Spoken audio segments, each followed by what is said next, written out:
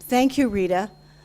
She told me before today that the background would be the prison.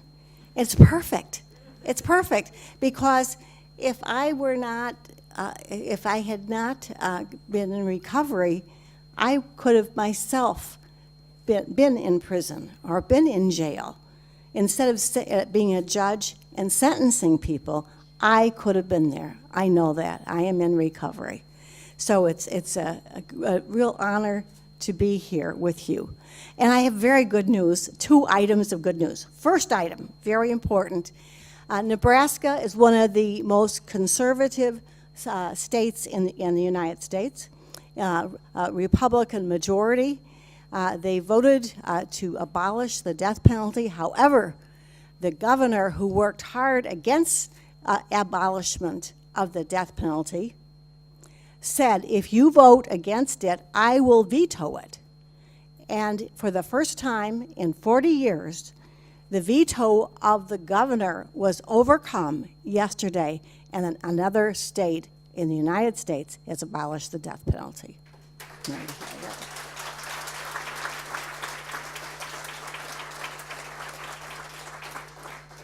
I must say it's the example of Europe that is helping us so much. And America has given a very bad example to Europe by the incarceration of people. And the other item of good news is thank you to Dr. Libby Stout and to our last speaker who covered marijuana so ably. I will have a little more time now, and so we're going to have 7 minutes of a film that was made, a video that was financed by the Congregation de Notre Dame in Montreal, France, and the Illinois Bar Association Foundation, lawyers in the United States who know that incarceration of people the way we are doing it is wrong. And so we're going to show you for 7 minutes this film, and then I'll have some short remarks. So if we could have the video, and I have to say, I'm very proud it was made by my son, Patrick Murphy Racy.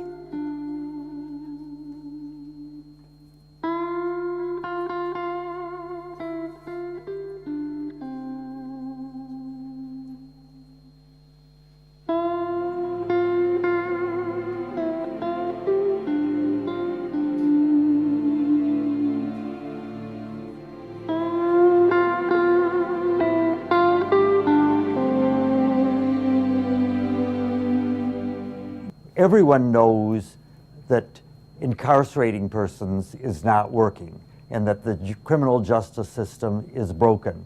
Most of the criminal defendants that we are processing here at the federal court are racial or ethnic minorities. I think a big educational effort needs to be undertaken. I applaud John Marshall for leading that charge. Justice is about people who have been harmed, and in almost every statute, someone has been harmed. If you break into somebody's house and take their TV set, that's a harm that is against an individual, and prosecuting a child or adult for that crime, sending them to prison, charging them with a fine, putting them on probation, may be an effective response, an appropriate response to that rule breaking, but it doesn't resolve the harm to that individual who lost something. That could be property, it could be injury, it could be peace of mind. I do think that people now have come around to the way thinking that the strategy, if you want to call it that, of just locking everybody up is not a really good one and hasn't shown a lot of success. Thoughtful people understand restorative justice models are the way that are going to work with them, get them back into the community, become assets in the community, become, in some areas, pillars of the community. Traditionally, we had always looked at punitive punishment, which meant detention, in-school suspension. out of school suspension.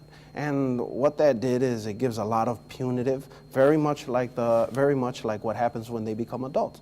And if you end up going to jail, those are the same type of punishments that you're receiving there. So again, we were repeating exactly what they would see if they became adults. The problem is they're not adults. Restorative justice is really about relationships. It's about holding people accountable for the harm that they've caused, not just the law that they broke. And it's something that really supports victims. Peacemaking Circle is a practice of restorative justice.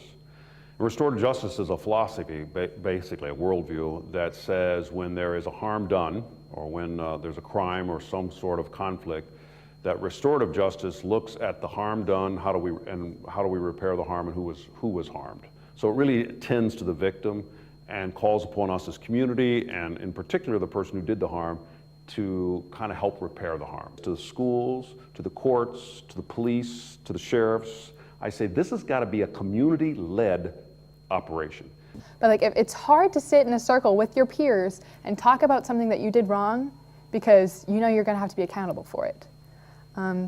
So it's a way to be accountable and a way to be really responsible and step up to the plate for something that you've done wrong, and it's just a better alternative to a lot of the different things that we're doing in school systems now.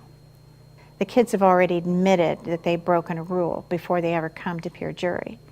So when they come to peer jury, it's about repairing the harm.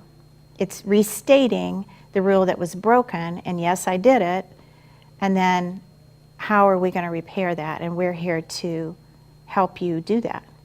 As soon as I learned about the restorative justice, it clicked for me right away, because I knew that being a first responder, I'm going to be making contact with a lot of people. I'm the first person who they're going to be talking to on the street, and I think that just knowing about restorative justice, maybe that could be the first place where it could be introduced to the victim and the offender.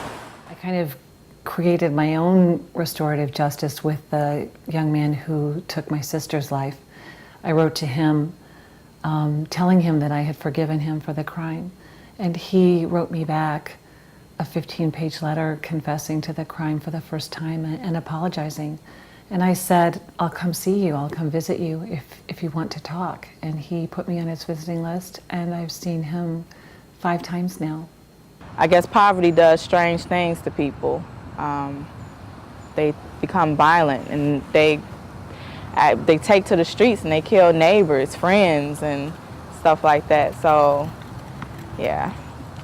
When I took the restorative justice class, I felt that was a way to reach back and kind of like expose me to a way to help people within my community. You know, you do things like peace circles and peer juries and restorative chats with, let's say for instance, people who are gang members that are in the Chicago public schools. And that's something that I never thought you could do, you know, under the guise of the law. Who knew that you could, you know, have an alternative way of dealing with these social ills as opposed to just locking people up and putting them in prison. It teaches you about being forgiving and trying to ameliorate and provide healing to people too. You know, just being that type of person. So that's why I really believe in restorative justice, and I think that others should definitely get on board with the Restorative Justice Project. Restorative justice is really the handmaiden of civil rights. Just as civil rights attempts to secure a just and equitable society, so restorative justice attempts to do the same thing by focusing on victims, offenders, and the community. So, the way that we were able to come to this conclusion that we needed restorative justice in the country, it was made possible by Dr. Smith. I met him in 1995 when I was a presiding judge. I was the chief judge of a courthouse. And I went to a conference in Las Vegas, and he was there. And he had done the whole protocol for the drug treatment courts. And he came, after that, he came to the court, and he taught the judges. He lectured to the judges. He didn't say very much. Most of what he did was action. They want to know how it works. How does acupuncture work? Tell us how it works. And he said, well, would you like me to do it? And here were these judges who didn't know about acupuncture and thought it was some kind of weird thing. But one of them said, yes. You know why? And Dr. Smith said, I know why you want acupuncture, because your neck hurts. I can tell by the way you're sitting. And so this one judge volunteered to have acupuncture for his neck because he'd heard it playing golf. And Dr. Smith put the needles in, and guess what happened? All of a sudden, he went, oh. And then the other judges said, would you mind doing that to us? And so all the judges had acupuncture. We all had needles in our ears, and we were in the library of the courthouse. And all of a sudden, these lawyers were coming in to prepare for court, and they saw us with the needles. And that was wonderful because it introduced them to nada. So that is how, but you see, he taught us very well. He said that the reason that there is so much crime is because of empty fire. Is that right? Yes, that's right. Empty fire. He said there's a hole in the soul of people, young people, older people, the hole in the soul, and they need help to fill it. Sometimes the 12 steps of Alcoholics Anonymous, Narcotics Anonymous, Overeaters Anonymous, that helps, but more is needed. That's the spiritual side. And another part of the spiritual side is, as we know, is acupuncture. So I learned much from him. I also learned from psychiatrists like Dr. Smith that much of the rage that judges see is caused by addictive behavior. The empty fire is suppressed anger, suppressed feelings they have not had a chance to talk about. They can't talk about it. But the acupuncture is non-aggressive, non-confrontational. It is the entrance to the soul. It's the entrance to peace. It's the entrance to harmony within the human being, no matter the age. But especially it's very good for young people, because what we have is, if we do not have recovery when we are young, then the emotional level of that person remains an adolescent. So we have adolescent parents who are adolescents emotionally, raising children who are adolescents. So you can see how necessary it is that we have restorative justice, but we can't have that without restorative practices. And I would say that among the restorative practices like meditation, yoga, massage, acupuncture would be the crown of them all, because it involves two people, not one. Yoga, you're alone most of the time.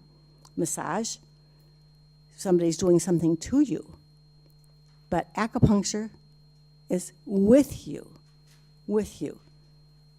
hand in hand. So what I've seen is as a court-appointed monitor for homeless children in the Chicago public schools, I learned that these young people try to hold down jobs, shelter their younger brothers and sisters, and attend Chicago public schools that have been called by researchers pipelines to prison. The school-to-prison pipeline is a result of zero tolerance of discipline. The kind of discipline that results in suspensions, expulsions, even for a minor offense, especially if you are African American, especially. The punishment weakens the children's already tenuous connection to school, and it leaves them subject to predators. Young people from all over the world are subjects of traffickers. The traffickers look for abandoned children, children that maybe the parents haven't left them, but they are abandoning them. So these children may remain homeless for years until they escape the captors, or some of them never do, and they might be our suicides.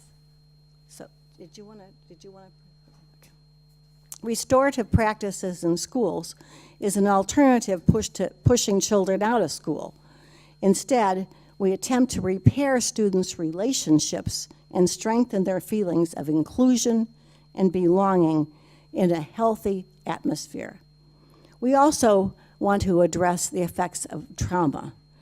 In Chicago, we have many children who have witnessed murders, more than one. They've witnessed stabbings, shootings. They are in their homes hearing shots being fired. So this is a trauma. The trauma, we have learned, affects the brain. Dr. Libby Stout explained also how marijuana, alcohol, other drugs affects the brain, especially the frontal lobes where choices are made.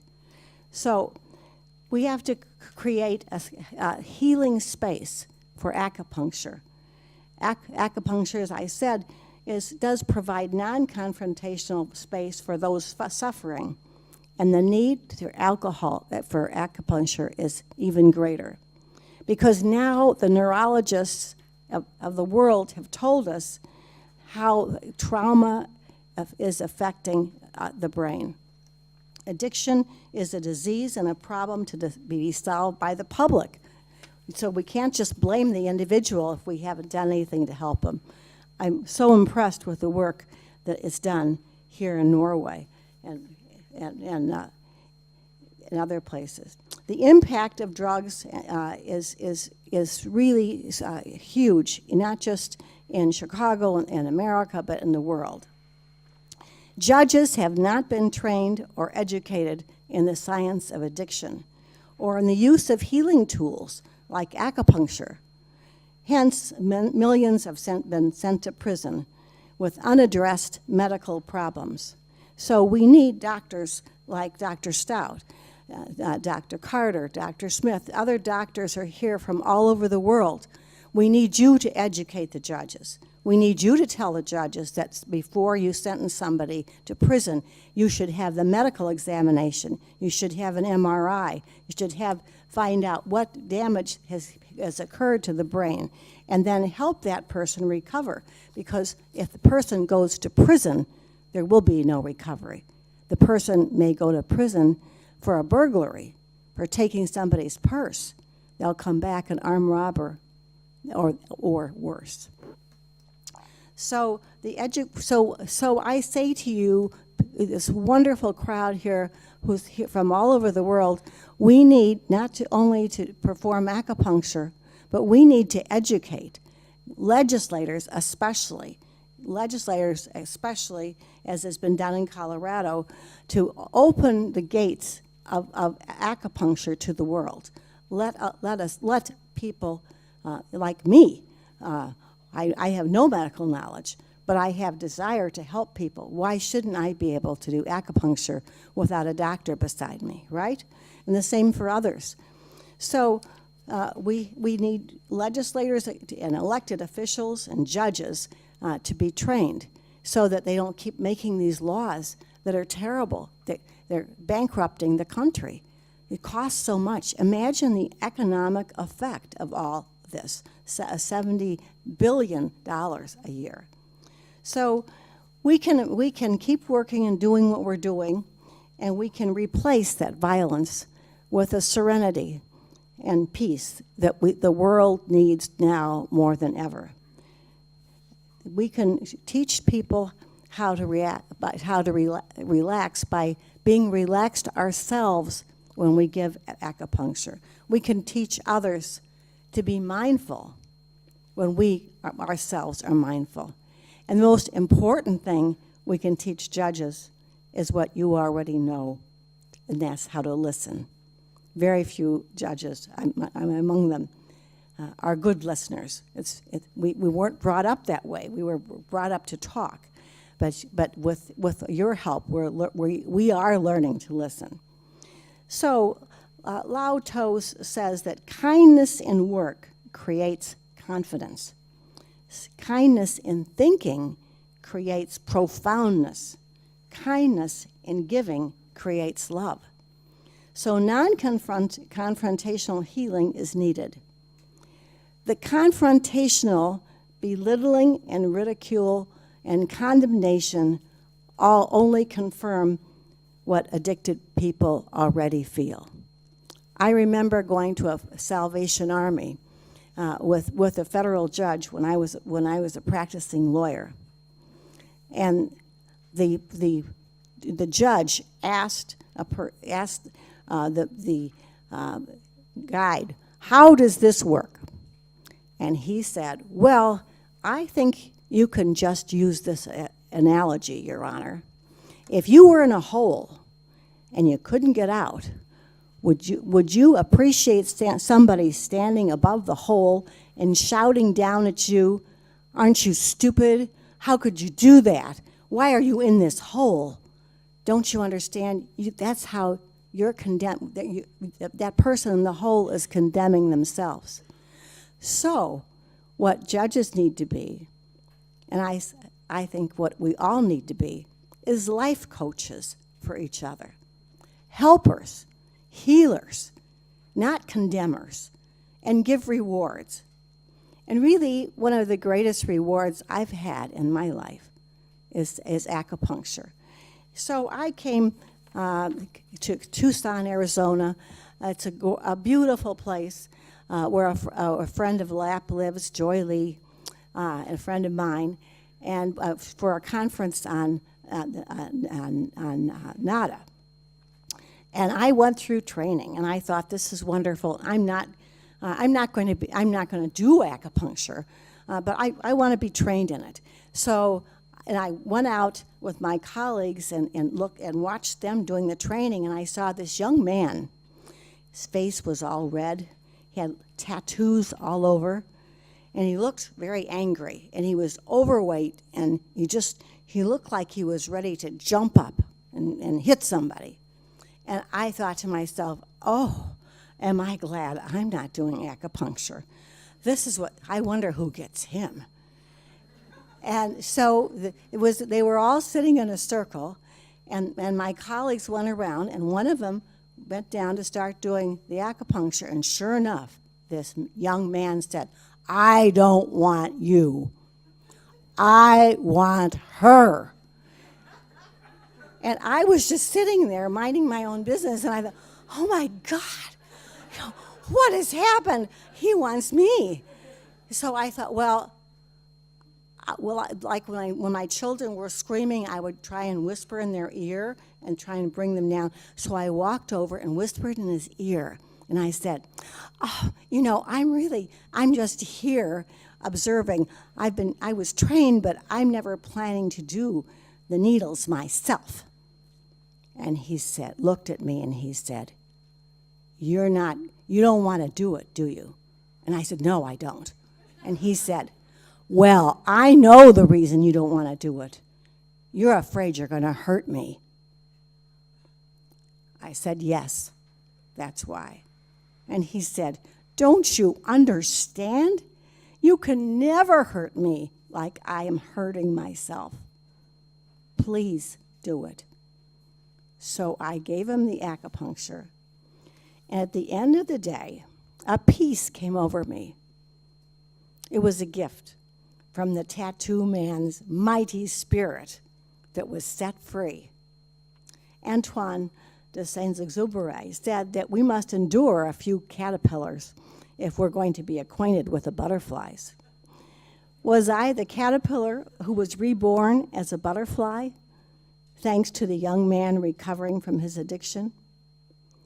Is this the gift we all get from acupuncture? And is this the gift that keeps on giving the more we do it? I think it is.